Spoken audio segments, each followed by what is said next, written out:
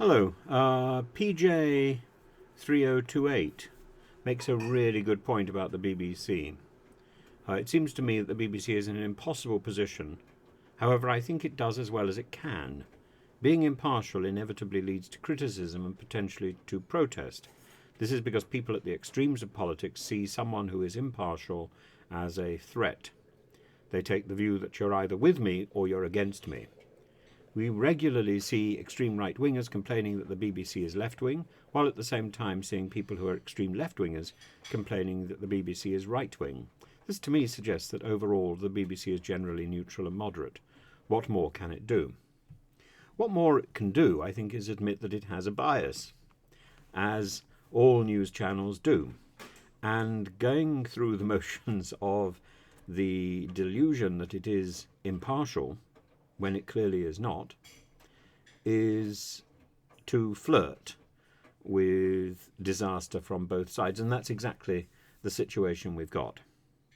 So recognizing that it is partial, that it is biased, would be to have people from a diverse political background giving their opinions, and recognizing that opinions are important. But the BBC is short on opinion and big on news and truth. News and truth come with a bias.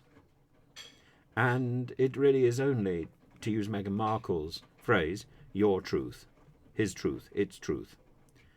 And it isn't the truth of everyone.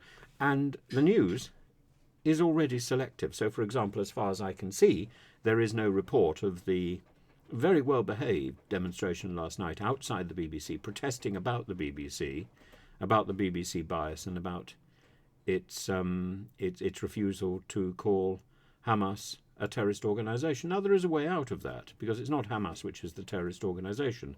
It's the Qasim Brigade which is the terrorist organisation. But again, the British government is equally vague in its definitions.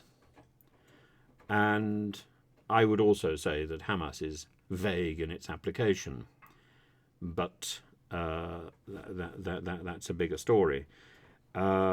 Equally, the BBC was very selective in its record of the pro-Palestinian marches.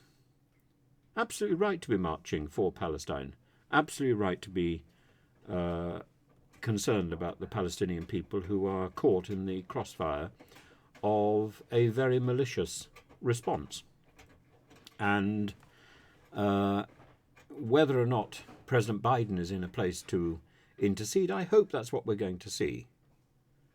I hope Netanyahu will use the Biden visit as an excuse to pull back. And we can only wait.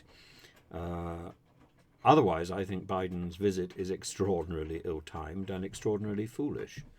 But that wouldn't be the first ill-timed and foolish thing that President Biden has done, would it?